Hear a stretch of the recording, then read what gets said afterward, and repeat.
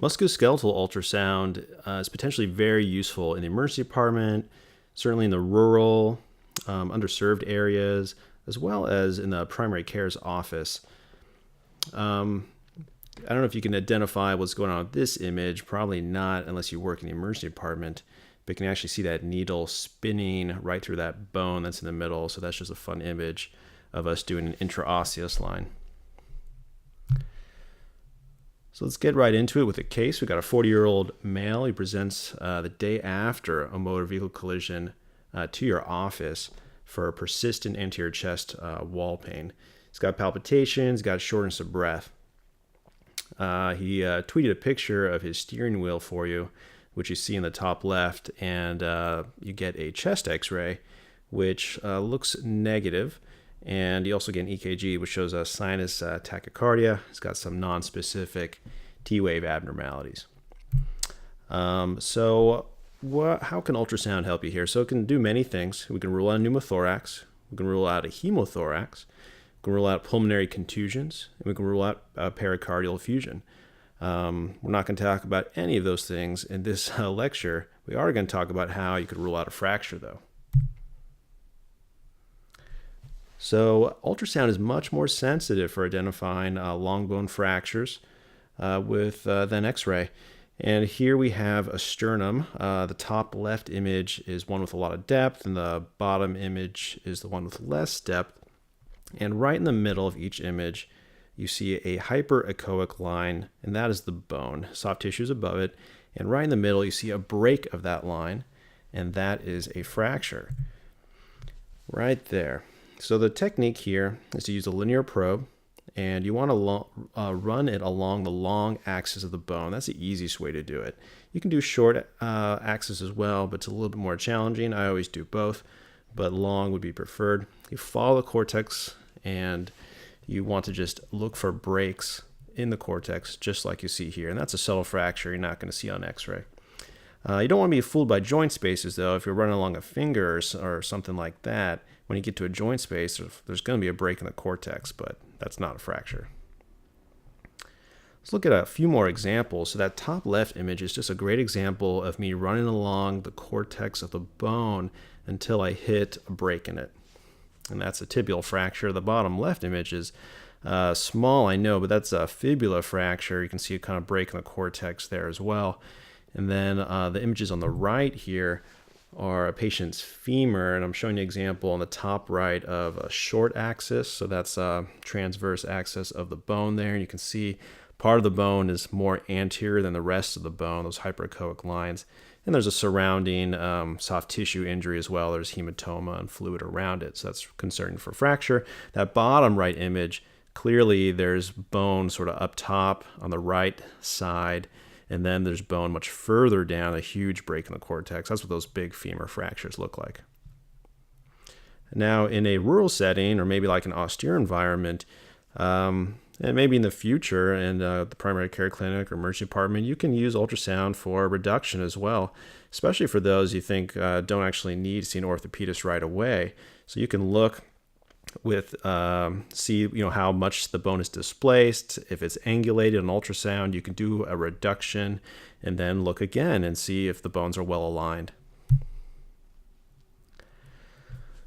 Now here's an example of a joint effusion. So you want to use a linear probe and looking for joint effusions as well. There's many reasons why we do this. When we're concerned about subtle fractures in the joints, we want to make sure there's no effusion. If you're concerned about septic arthritis or some sort of inflammatory arthritis, and certainly sometimes in kids we're worried about synovitis or something like that. We want to make sure there's no fluid in the joints. So with the linear probe, you make sure you got adequate depth. You want to get the bone in view. You want to visualize that cortex. And you're just looking for fluid in the joint space and around the cortex. This is actually a video of us doing an arthrocentesis. So here you see some anechoic fluid around hyperechoic bone, sort of at the bottom of the image. And we're actually pushing on it with a needle so we can draw some fluid for analysis. Another couple good examples of joint effusion. So you have the right knee, these top images. And clearly there's a big collection of fluid, so that's pretty obvious, and you would even be able to feel that on exam. But compare that to the bottom images. These are actually of the ankle. And if you look at the bottom hyperechoic line, that's the bone down there, and there's just this little anechoic fluid pocket around the bone. So it's pretty subtle. But when you see something like that, and someone you're concerned about a subtle fracture, it should really raise your suspicion. Or if you're concerned about an infection, it's really going to raise your suspicion and change your management.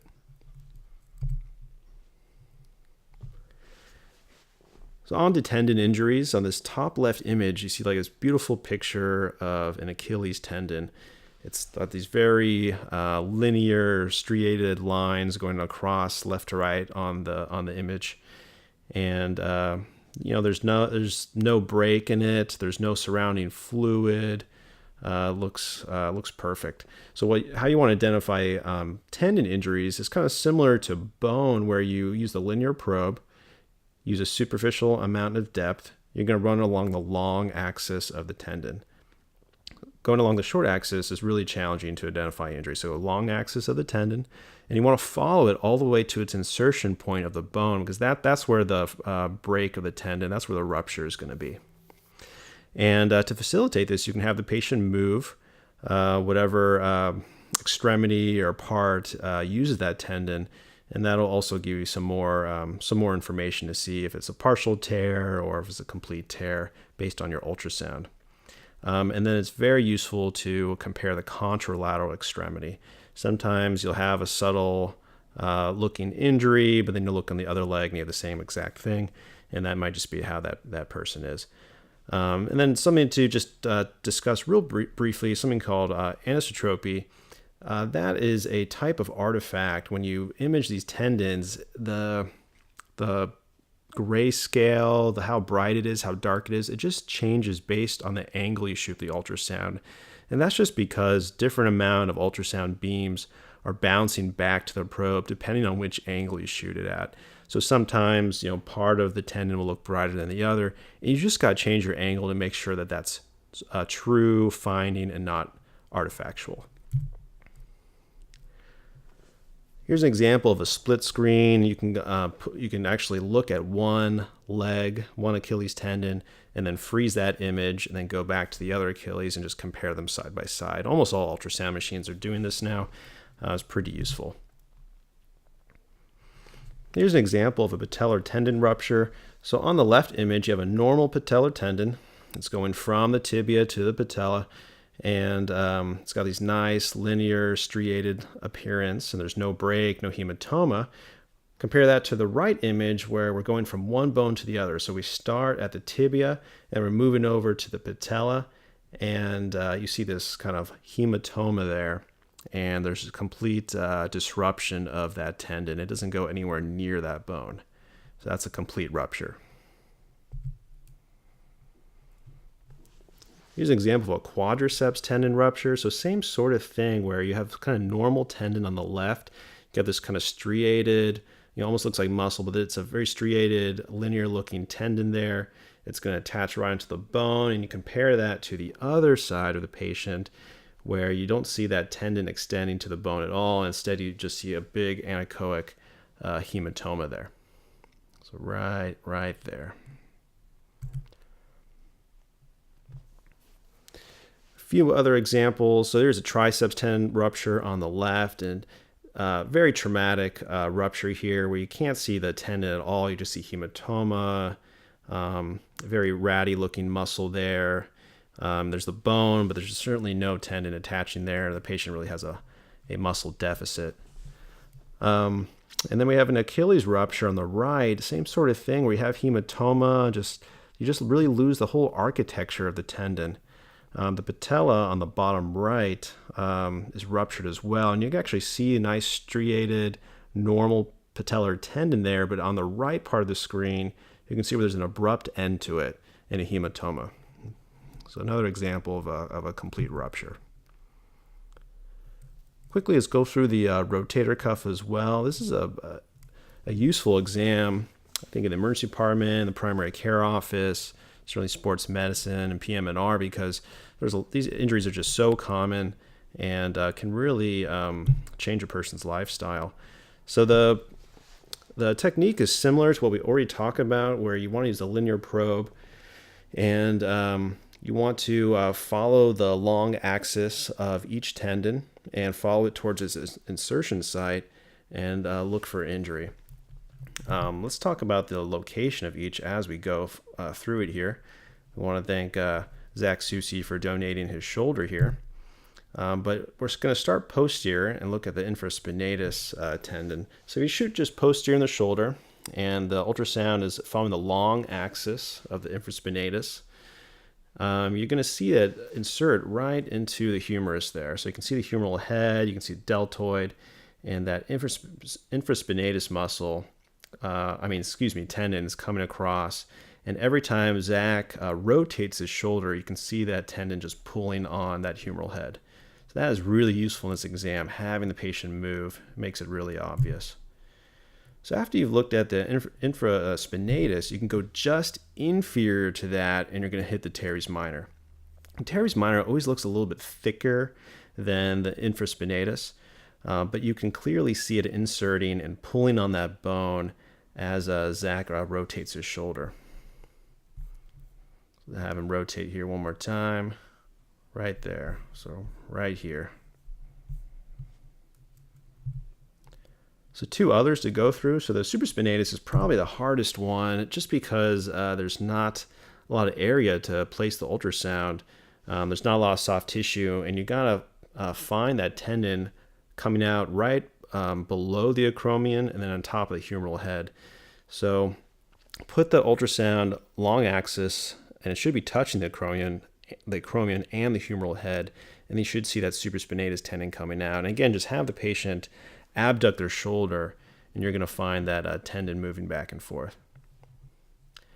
And with all these, you're just looking for, a break in the tendon, an anechoic or hypoechoic area. I'm showing you all complete ruptures, but you can certainly see partial ruptures and more subtle injuries with ultrasound. Lastly, we got subscapularis, or anterior now on the shoulder, long axis of the tendon again, and we're just having Zach internally, externally rotate his shoulder, and we can see that subscapularis tendon insert between the lesser and greater tubercles of the humeral head.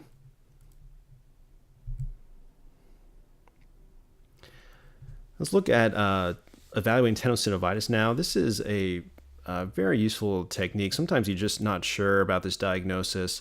And if you have a classic looking finger like the one on the left, there's not a lot of mystery, but it just doesn't look that clear cut most of the time. So when you have an infection and it's traversing the sheath of the tendon, then you can easily see this in ultrasound. So you want to consider a water bath, like we discussed, with soft tissue ultrasound. That'll really bring out the image for you and make it a lot easier to evaluate the fingers. Use the linear probe again. You can use both the transverse and long axis, and you want to identify fluid around the tendon sheath. The great thing about this exam is that if there is tenosynovitis, that fluid within the sheath just make that tendon look amazing. It just looks like the most perfect tendon you've ever seen on ultrasound. So if you see that, it's probably because there's pathology there, fluid infection around that tendon sheath. So here we're actually seeing tendon on all these images. The bottom right shows short and long axis. These other ones are long axis, and there's fluid around it. Let's look at a video. So this is more subtle, just to show you an example, but we're in a water bath here, and we're looking at one of the extensor tendons of the hand, actually. And as we scan back and forth, you can see the tendon moving through in a long axis, and there's fluid around that tendon.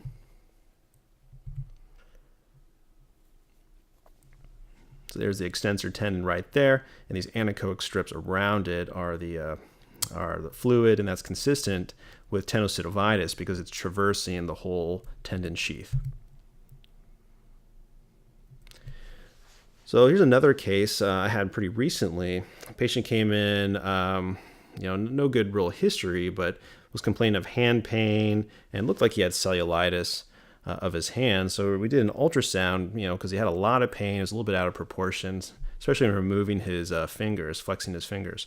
So the top anechoic stuff. That is water. We're in a water bath. And then you can see cobblestoning just below the skin there. So please refer to the soft tissue lecture if you don't know what that is. But there's cobblestoning, there's anechoic, hypoechoic, and hyperechoic parts. That's consistent with cellulitis.